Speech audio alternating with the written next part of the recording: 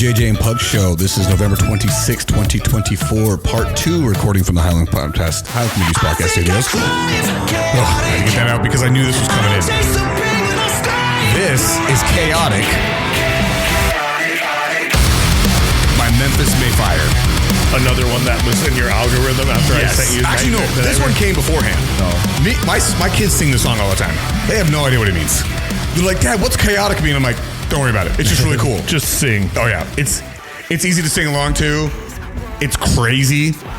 Like this is a great workout song to me. Like, dude, it gets going crazy real hard.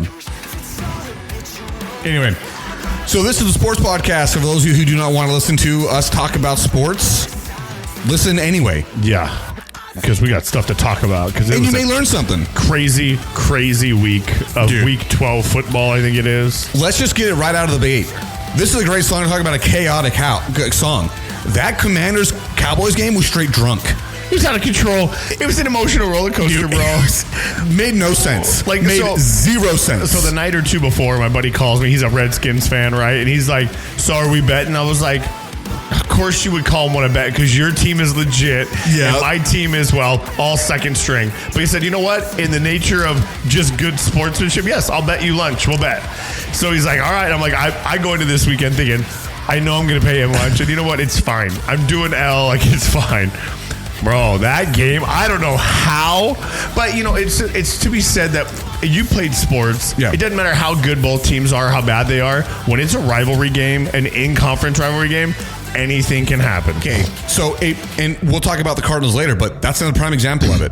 When you're going into rivalry games, teams you play regularly all the time, that they know you play twice a year in the NFL. And you hate each other. And your fan bases hate each other. And listen to this part. This is what was going on in that game. Didn't make any sense. It's just all over the place. Yeah, it's all over. Straight up chaotic. And you know what's funny is that game was boring up in like the first three quarters. Well, I think I saw that it was like 13-9 with 5 minutes left in the fourth quarter. Bro, there was at one point the two kickers were 1 for 4 together in field goals in the NFL. And Brandon Arbery is like the best kicker we've had since Justin Tucker. Most offensive player we have on the team. Yes. Like he's responsible for the most, and he missed 1 or 2 field goals, and you're like, what? He's actually had a bit of a rough run right now. Well, he's just done. I think it's just at some point you got to cool off. At some point, he was on such a heater, dude. Yeah, but even still, like him and like I think kickers wide have actually had a rough weekend. Yeah, but like he specifically has had a rough couple games. Yeah, it's been very weird to watch him play. But that last the last minute and a half, bro. I'm almost positive. I want to say that the score was 13-9 with. What was it with 5+ minutes or something like that? The ending score was 34-26, and it was out of control. It was insane. There was essentially another Hail Mary from Jaden Daniels. Well, that was after Turpin's. Right, well, yeah. Okay. Oh, yeah. Then go with that. Turpin hit the B button. Yeah. I love that analogy they use. Like he hit the best B. Yes. He had the hardest B button push of ever. all time. Yeah. One spin after he drops the kickoff. That's supposed to be. He picks it up on the 1. Yes. That's supposed to be a death knell. Yeah. The play is over. You're like, oh my gosh, he dropped the kickoff. We're screwed. He's going to get tackled at the 5. I thought it immediately. I'm like, oh, we're screwed, dude. Housed it. Housed it, dude. Later. Like I said, B button, spin, gone. Gone. And he is the fastest man in the NFL right now. They said that when he was running. They said when he ran. And I think he actually holds the record right now for the fastest time that anyone's actually run, like the fastest miles per hour. I watched Bill Belichick on the Pat McAfee show. He goes, why people continue to kick to him, I'll never understand. Like he's the last guy you want to kick the ball to because you're giving him a shot by putting the ball in his hands. Yeah, dude, it was incredible. Okay, the thing that's incredible about it is he made one move.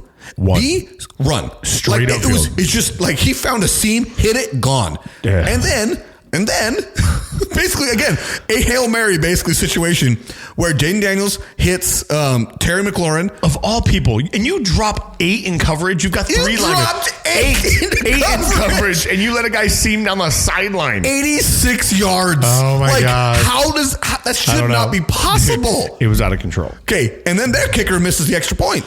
And I know I'm like, oh my gosh, dude. Like So then what's got to happen in today's NFL, which is the onside, the way that they've done the kickoffs now, I hate it because onside kicks are stupid. You know what's coming, totally prepared for it. Can't do anything crazy or creative. They house an onside pick. Which almost, I was like, you idiot. Like, now you got to kick the ball back to them. Like, just lay down. But I mean, the guy on special teams, you want to score in the NFL, right? Like, so you can't be mad at him. I'd take it back too. Yeah. I can't. It's like the same thing with like a big guy finds a fumble and he picks it up to go house it. You know you shouldn't do it. You're going to get tackled, probably going to fumble the ball, but you can't get mad at the guy for trying. Get mad at him. He held on to that ball. He'll have the ball forever. He can literally say he scored a touchdown in a game as a Dallas Cowboy. So you know what? Like, that may be the only time he gets ever any kind of recognition. He may never touch the ball ever again in the game. That's a big deal. But like I said, just an insane, drunk, stupid ending to that game. Out of control, dude. It was also dumb because, dude, let me ask you this honest question, honest feeling as a Cowboys fan. How do you feel now? You got like 5 wins. No, like I'm like, throw the season. Yes. Like don't bother anymore. Get rid of Mike McCarthy. He needs to go. And I think he's out. I think he's out. I actually was holding on to this for this. Okay. Yeah, I'm sure he's out, dude. He has Listen to this. This is a story that came across today. McCarthy could return in 25.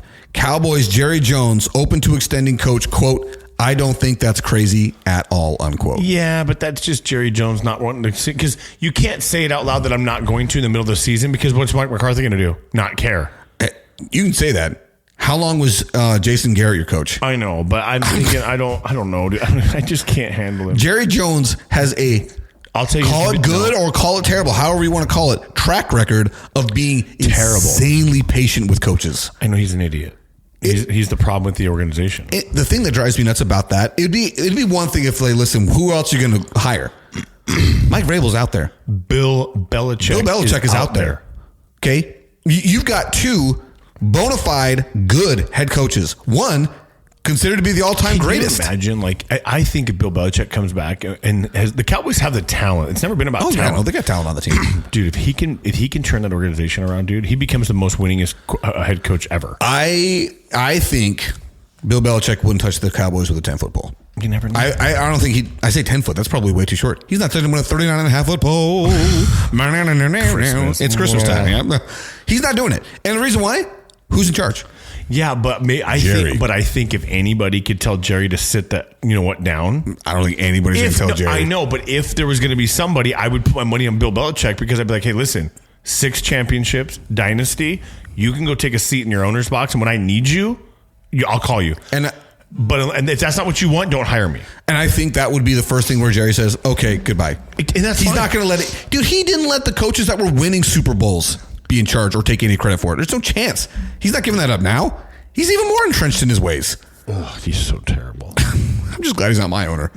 And I've given him his flowers. I like to dump on him because I hate the Cowboys. It's fun to do it. But at the same time, it's one of those things where it would be very hard to be a fan of that team knowing the person who is in charge of every aspect of the team has no interest in changing, and what he's been doing is not working. Yeah. And it hasn't worked since 1995. The 95 season, 96 Super Bowl. Hasn't worked since then. So, whatever. I don't even care. He's stuck to it. Anyway, so that was a freaking nuts game. And now we're going to talk about the Cardinals game. That was one of the most anemic, depressing. Did they lose to the Seahawks? I didn't watch Lost 16-6. Okay. What is the one thing that you and I have talked about consistently on probably the best way to make sure that Kyler Murray is successful? Throw the ball to Marvin Harrison. Well, I wish they would do that. We said run the ball, right? Yeah. Run the ball. You have to. They ran the ball 14 times. You can't put the ball in Kyler's hands. You can't. Listen, any quarterback wants a running game. You have to have it. 42 dropbacks to pass the ball, okay? The offensive line was not, they were doing a terrible job of pass protection. Called lookout blocking. Huh? It's called lookout blocking. Yeah, they were doing a bad job. They were not doing a good job.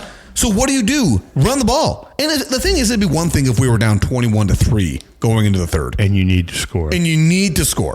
Dude, it was 7-3 at halftime. Yeah. 7-3. Okay?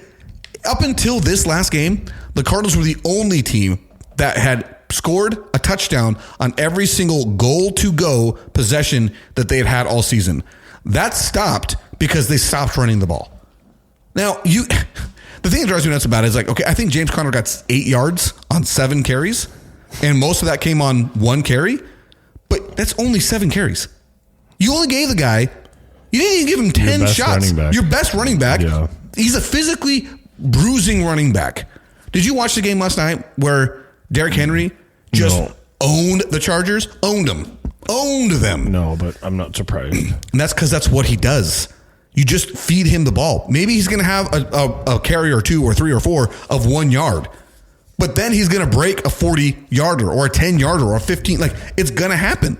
I couldn't believe what I was watching that game. The Cardinals just completely abandoned the run game. Didn't even try it in a close game. It was a close game. They lost by 10 points, dude. And it's really hard to get behind a team that abandons what they want to be their personality so quickly. And they frustrate me. I mean, I'm not a big fan of. I mean, I'm a fan, but I'm not a fan. But it's just, it is what. I mean, you sit there and like, why do you abandon something that's been working for you the past few weeks? Like, I don't understand the logic because you saw something on film and this team's not as good on the pass game. Just run the dang ball. Well, and that's actually the thing that's also even more frustrating about it is the Seahawks were one of the worst teams in the league against the run. It reminds me of Blindside when she calls Bert, the coach, run the dang ball. Yeah, but I mean, I just get frustrated by that, dude. It's just annoying to me that. Because all of the hope and positivity is not gone. I still believe that they're going to get it together. Now, this week they got a real tough thing in front of them. They got to go to Minnesota to play the Vikings. And the Vikings, they haven't lost that magic, man. They're still doing very well. They have not. And Sam Darnold, good for you, dude. You've turned your career around, and it looks like you actually have turned it around. I thought he got hurt, too. He hurt his ankle, but he came out of it okay. Like, I didn't know that. He just got tackled. They got nothing bad. He threw the ball away as the guy was tackling. And now their feet get caught up underneath him. He tweaked his ankle, went out for a play. And then the backup comes in and throws a dime right across the middle to the next guy, and he gets first down or whatever. And then I think he comes back in. So wasn't too bad, but he was definitely in some pain. Okay, so then there's that. So we got to go against and play them in Minnesota, which that's a tough place to play. Good fan base there. And then we come back and we play the Seahawks again at home. Like, not all is lost. We still are tied for first in the NFC because the Rams and the 49ers got absolutely destroyed in their games, which... The Rams, that's the game we need to talk about.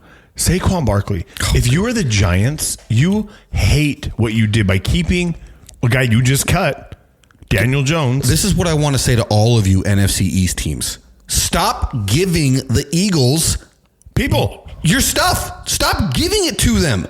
Okay? Who's the offensive coordinator for the Eagles? Oh.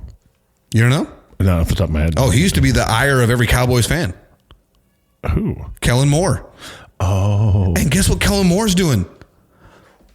A great offense. He's running the dang ball. And guess what the Cowboys are not doing? They're not running the ball. I liked Kellen Moore when he was at Boise State. I loved him at Boise State, dude. It was so fun to watch that blue team. Turf, dude. Oh, yeah, dude. That was a fun team to watch back in the day. Yeah. Kellen Moore, he is a really good offensive coordinator who was just given, in my opinion, the second best running back. And that's really because I think Derrick Henry's the best. And it's not because he actually is. It's because I just love watching Derrick Henry more. Saquon Barkley is a freak. Well, he's a freak. Dude, if he keeps it up, he's going to break the single season rush record. Yeah, he's on pace. He's on pace for it. He's on pace to destroy it. 255 yards on Sunday night? Dude, it's out of control. Over 300 yards from scrimmage. That's straight video game numbers. Yeah, by a guy who's 20, what we decide he's 26, 27? I think he's 26. Let's check it out here. It's insane. Saquon Barkley's a freak. I remember him coming out of the draft. He was a freak. He was a freak then. He's a freak now too. But the point is, we're saying here is like the stupid Giants just give him away. We're not going to re-sign him. Dumb move.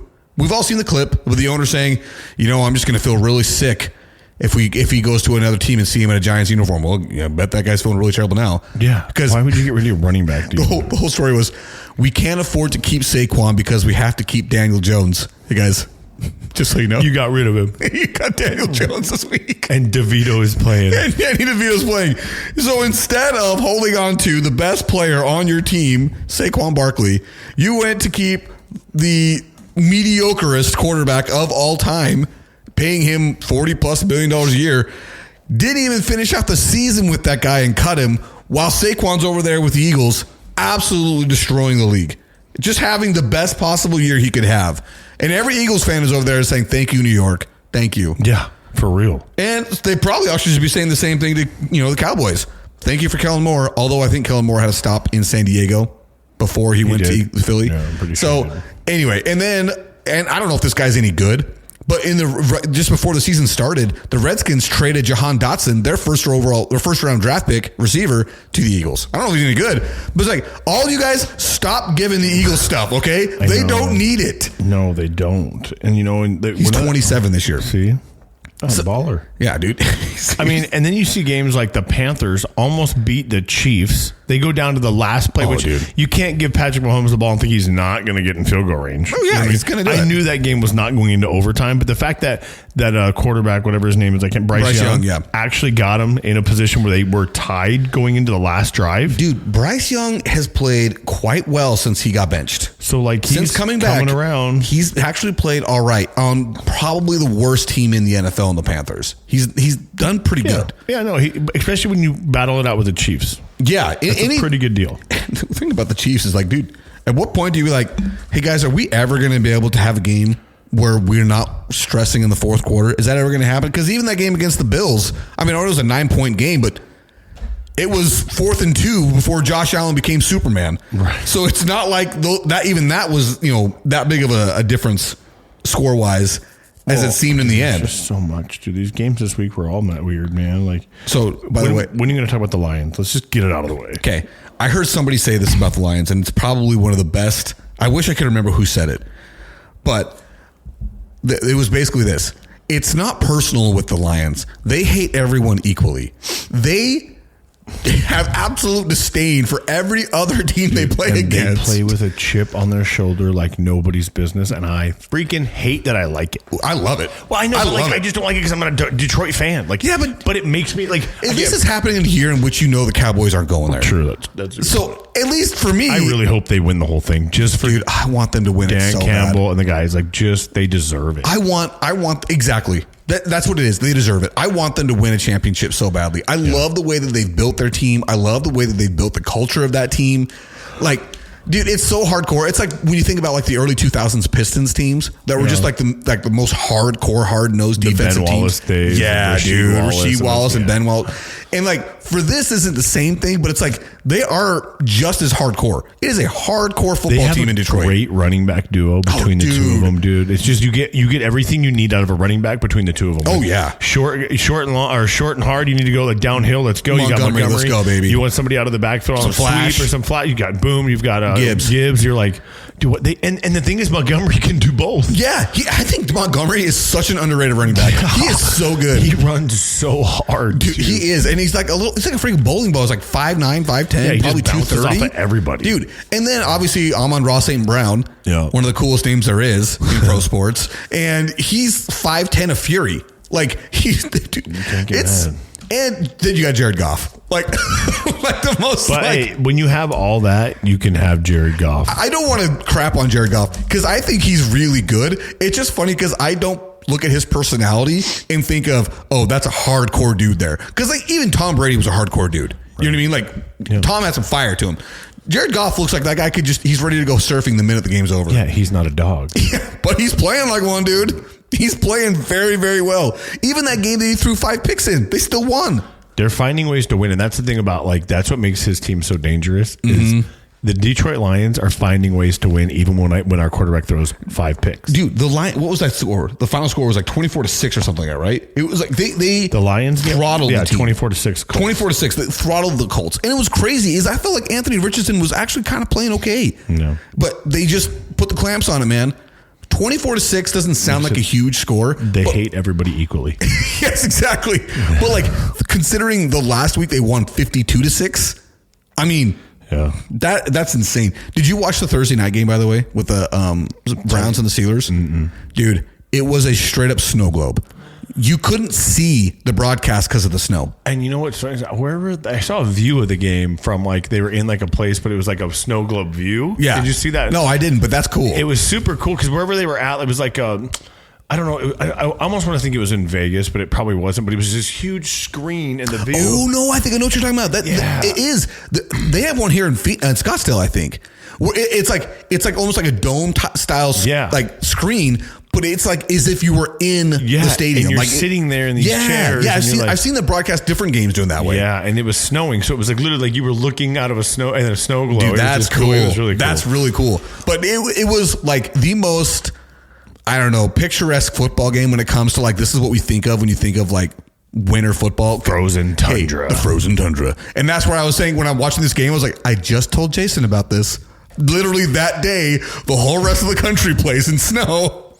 And it happened that day. But dude, it was, Jameis Winston is such a national treasure. He is such a freaking weirdo who is hilarious. I don't know that he's intentionally hilarious though. Do you think he is dumb?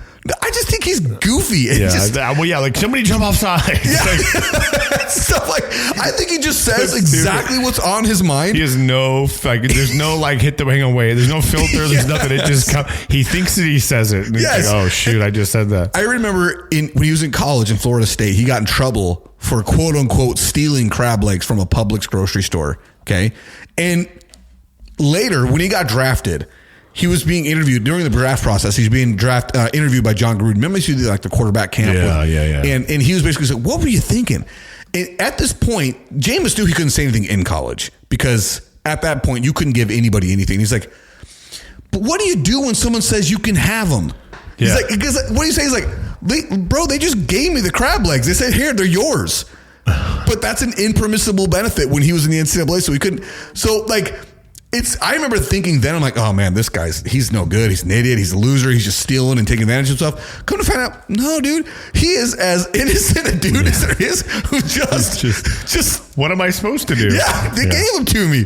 But it's also like, as the years have gone on, when you watch clips of Jameis talking, it's one of those things where this year, I think more than others that I remember, I have had a lot of joy watching reclamation project quarterbacks. Guys that were it was started last year with Joe Flacco. Guys that were like on the scrap heap, forget about them, they're no good.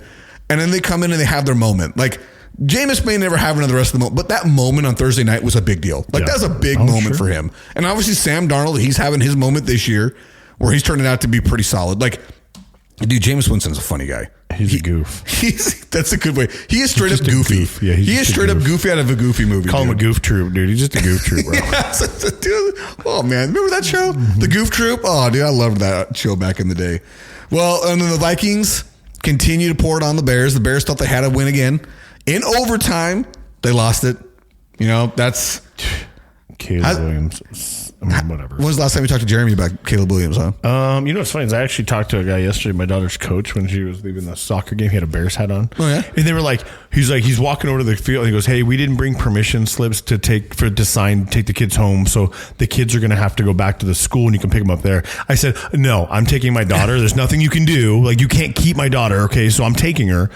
And he's like, he looks at me, looks at her, and goes, all right, I'll let you go. I'm like, yeah, you're not letting her go. And I said, it's all right, bro. I get it. You're a Bears fan, so I'm not worried because we're in a Bears hat. So he starts laughing. I said, how do you like that Caleb Williams? He goes, oh no, I'm not a fan. I wish they wouldn't have done that. I'm like, yeah, me either, bro. Like, it's hard to say. He's actually.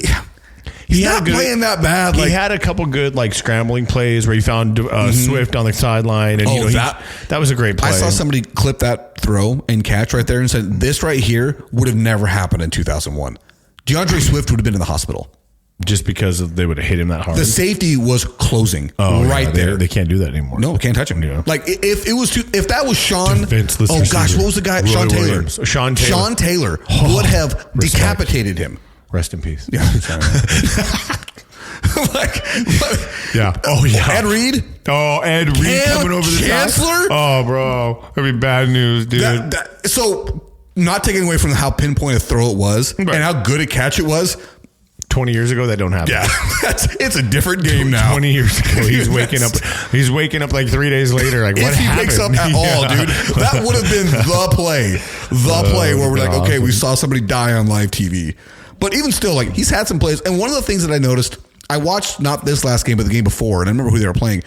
I noticed in that one, he was consciously getting rid of the ball faster. He was not holding on to the ball as long as he has been all season. And I think maybe coaching's finally getting to him. I think they fired the offensive coordinator 2 weeks ago. And so I think that's something where he's starting to like, okay, you know what? I am an athlete. I'm not the best athlete out here. I can't out-athlete everybody.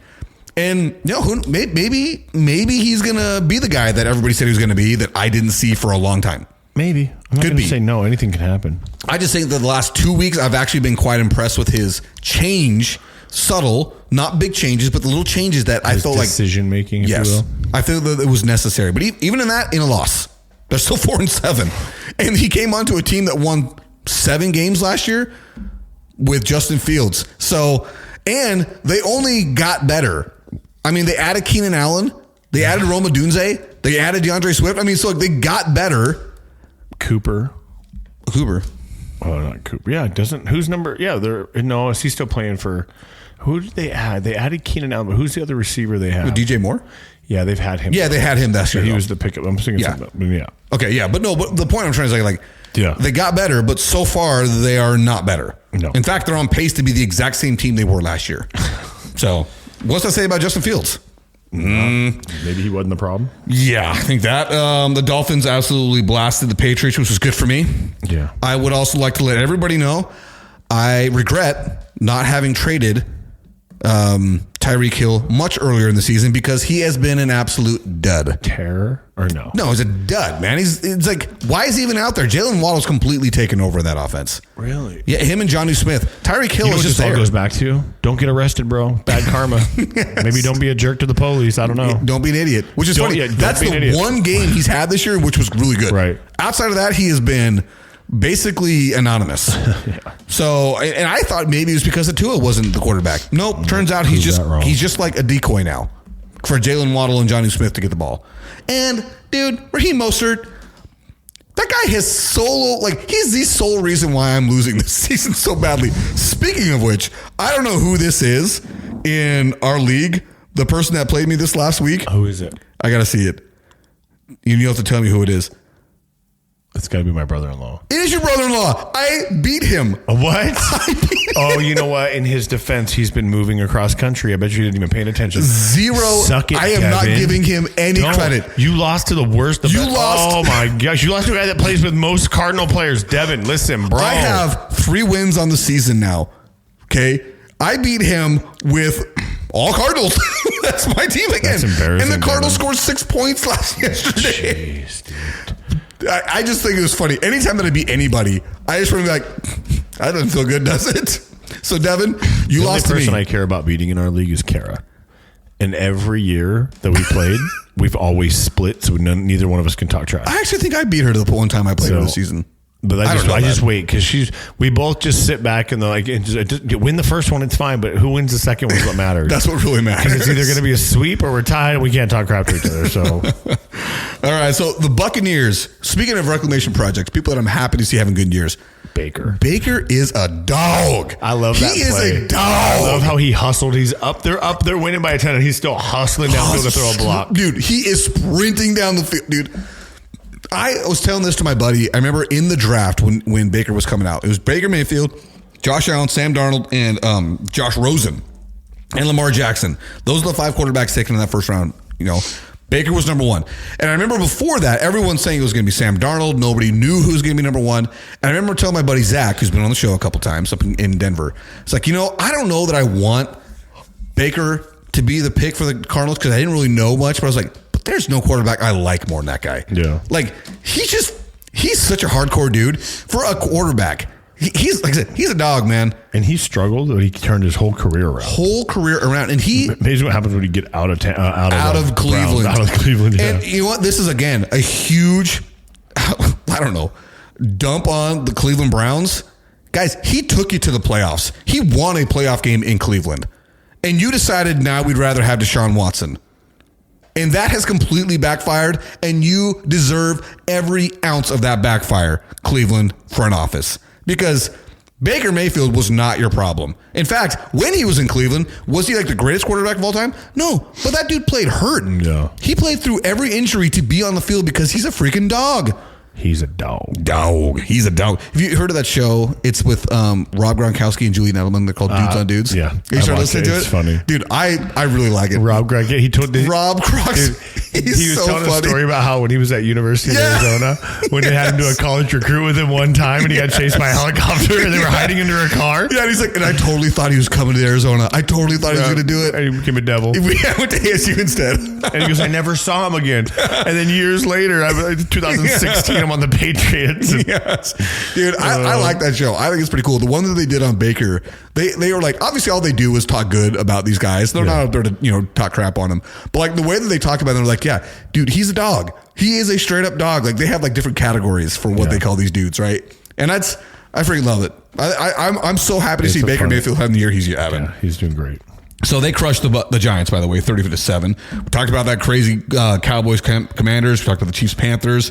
I think we covered all of them. Dude, I'm going to keep on saying what I'm saying about CJ Stroud. He's having a serious sophomore slump. He's having a sophomore slump. We'll see what happens. It is for real. And it's funny in the sense that I just saw this come across again. You remember the clip when they played the Commanders or the Bears earlier in the year? And CJ Stroud beat Caleb Williams.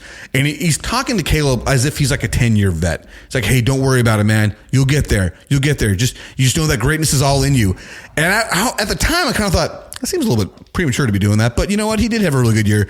And I almost want to be like, you haven't arrived just yet, CJ. Like, you haven't. You got some work to do still. The Titans, which are a really bad offensive team, I mean, Will Levis continues to be like the strangest quarterback out there. Threw a pick six, yet they still won the game. And, the Texans are now 7-5. I think they're still leading their division, but 7-5 that's not great. The Broncos, how about them Broncos? Now they played the Raiders, which, Raiders suck. Winning. But they are winning, dude. They're 7-5 now. Mm-hmm. They're just barely behind the Chargers and the Chiefs. Packers absolutely destroyed the 49ers, but the 49ers, they're beat to crap. And they don't have Purdy. Purdy didn't play. I don't think Deebo Samuel played. I don't think Nick Bosa or Trent Williams played. Kittle played. Bosa did not. Yeah, you're right. So, they were missing a lot of their guys. Yeah. But it's looking like it's just going to be the year from hell for them. Yeah. Like, everybody's hurt. And we already talked about the Eagles. Yeah, that's it, dude. Oh, and the Ravens and Chargers, man. We watched that game last night. I love Derrick Henry. Love watching him play. The thing that is really surprising to me is if I were to ask you, which team do you think is the most penalized team in the NFL? What would be your guess? You always want to say like some team like the Chargers or like the Bengals or something like that, right? That's what you want to say. You want to say like a crap team like maybe the Jets or the Browns, like somebody that's just in the crapper. But dude, it's the freaking Ravens. Offsides, just most penalized. Every penalty in the book got called last night in the Ravens. When you're getting penalized in a game, okay, this is a legitimate, and it segues perfect, though. It's a question, though. Do they count most penalties against a team when their offsetting penalties happen? No, those don't count at all. So they don't count against you as a team being penalized. It's just, and I know it's a redo the down, which segues into what you have written down is why you hate them. The thing I hate about offsetting penalties is, let's say in that play, you get a pass interference, which could be a 50-yard penalty because it's a spot play, right? Where did the pass interference occur? It could be a 99-yard play. It's not going to be, but in theory, it could be. But then the other team has a 5-yard penalty. Yeah, exactly. Like, how could those be offsetting? Like, it should be, okay, we're going to take 5, give you 90 or whatever it is. I just think offsetting penalties is a stupid thing to do because they're not. If there's two unsportsmanlike conducts, get it. They're 15-yard penalties, understood, offsetting. But if one is a defensive holding for 5 yards and an automatic first down, and the other one is a 10-yard holding penalty by the offense, it should be we're going back 5 yards, and we're not giving an automatic first down. Like, I feel like that's the way it should be. It shouldn't be an automatic offsetting penalty if both teams commit the foul. The one that's committing the worst foul, more egregious one, right? Hey, good word there. More egregious foul should be the one that gets penalized the most. I'm halfway educated. Am I crazy? No, I don't disagree with you. It is kind of weird when you think about how it literally. That's a great example. A pass interference could be an 80-yard PI in the end zone. Yeah. And then now your offensive lineman has put an illegal hands to the face. Or set up wrong. He was maybe a yard an illegal shift. Yes. Something stupid. Yeah. And then they're like, oh no, penalties are offset. We play the down. Yeah, that happened a couple of times last night in a couple of other games I watched where I'm like, dude, those aren't offsetting penalties. One guy just came in, you're headhunting, targeting, and the other person just lined up incorrectly. Yeah. Like, illegal procedure, like that kind of thing. I don't know. It's not something that I've heard a whole lot of talk about. So clearly, I'm the only one that really cares about it. No, I think it's just been such part of the game for so long. It's kind of like, I don't think that was instituted or implemented anytime after the game. I think that's just creation of the game was, hey, look, if you commit a penalty, you commit a penalty, we're scratching and you're starting and you get to play the down again. I will say, to the credit, it's been that way for as long as I can remember. Yeah, I don't remember a point at which it was the case. No. But I think, I don't know. I think it needs to be revisited. That's about the only thing I think that really does. But it's like, listen, a 5-yard defensive holding penalty versus a 10-yard offensive holding penalty, those shouldn't offset. I also have always had a problem with a 5-yard holding penalty being an automatic first down. On defense. I think that's crazy. And I think what they do is they give you the benefit of if you caught the ball, you might have gotten away and ran for a touchdown or whatever. And there's no way to never know. So to give you the benefit of the doubt, it's kind of like tie goes to the runner, I think, in the MLB, right? They're just going to give you a first down no matter what. It's like being safe. Hey, look, you're tied. We could call you out. We're going to give you safe. We're going to give you a first down to start over. I just really don't like automatic first down penalties. Yeah, it's tough. Because there's only one penalty that the offense has to sacrifice a down, and that's intentional grounding. Yeah. Right? But why is the defense? I mean, there's tons of penalties that are automatic first down for the defense. Pass interference, holding, illegal touching, illegal contact. Yes. And it's like illegal hands to the face. It's like, dude, automatic first down. If the offense does an illegal hands to the face, that's a 10-yard penalty. Yeah. Replay the down. Like, it's, I don't know. Not replay the down, but you know what I mean? Like, no, yeah. Actually, with offensive holding, it is. Yeah, they replay the down. Most of them are replay the down. Yeah, and I know that we're in a game that likes to, incentivize the offense, but at the same time, it's like, dude, you're really penalizing the defense. Yeah. Like, it is not equal. So, last thing we wanted to say is that Bronny should have always been in the G League. Yeah. And earlier, he's struggling. Yeah. You showed, what was the stat line you read earlier? He had 4 points. He was 2 for 10 for shooting, and I think he had 3 assists. And it's in the G League. He's having a hard time keeping up. So, I mean, it's great. He got to play with his dad. Like, I don't think anybody would take anything away from that. If you have kids, it's just a long-time goal. It's great. But your name can only get you so far, and he is not performing at even a G League level right now. No, and everybody has a bad game. That's true. Let's not pretend like, even the greats haven't had a bad game. He was not great in college. He was not great at USC. Mm-hmm. You know what I mean? He was very replaceable. Subpar. Yeah, he was very replaceable. He wasn't rememberable. And the thing is, everybody gave him a pass then. They're saying, well, he's coming back from cardiac arrest. Like, he's not all the way back yet. Let's, Instead, they should have been saying, well, he's only 6'2". Like, it's going to be really hard for him to be anything good. Like, I mean, the greats. Unless he's going to be an elite defender. Like, that's all you got. Yeah. Or a supreme passer, right? Because Steve Nash wasn't an elite defender, but he was a floor general. Oh, and the guy was he was a killer with a shot. Yeah, he was super accurate shot. Yeah. And so, you got to have an elite something to be in the professional leagues. You have to be elite at something. And right now it's looking like Bronny is a very good basketball player for a Lifetime. Yeah. Like, he would crush at Lifetime Fitness. And I feel like I'm talking crap. I can't do this. But at the same time, it's like, unless you develop to be an elite passer, an elite ball handler, an elite defender, because I mean, you can be an elite guard defender at 6'1". You can do it for sure. But unless you're going to be elite at something like that, like you can't get into the NBA by being a guy that's kind of good at things. No, like you got to be elite at something. Kind of good. That's it. You're like, nah, you're not. Sorry. Yeah, especially when you don't have size. Yeah, you can be kind of good if you got size. If you're Yao Ming, he was kind of good at the beginning, but he was 7'4", so it didn't matter. 7'5", 6", whatever it was. Yeah, so it didn't matter. We could just get in the ball, and he was okay, but we could make him better. Yeah, he's good enough because he's got the size. Yeah, we can work with what he's got and maybe develop that into something. But unfortunately, not a lot of guys grow beyond 6'1" when they're 20 years old. He's not. I think he's kind of done growing. But that's all we got. So that's part 2. And we talked a lot of football there. That was a good football one. Yeah, there was a lot of breakdown there. We haven't talked about the Suns because they've had the last 5 days off since the last time we were on. We haven't played actually. And tonight they play the Lakers. And the good news is they've got Bradley Beal and Kevin Durant in the lineup tonight. So fingers crossed. We beat the Lakers. At any day, I want to beat the Lakers. But secondly, we come out of that with health. Like nobody's certain. Hopefully. Yeah, hopefully. All right, well, that's it. Stay fresh, you cheese bags. And like both my kids in dodgeball, we're out. Dude, I love how Ava totally gets a pass. She's not out. Ava, you're in. No, love the picture. She's athletic. She's an athlete.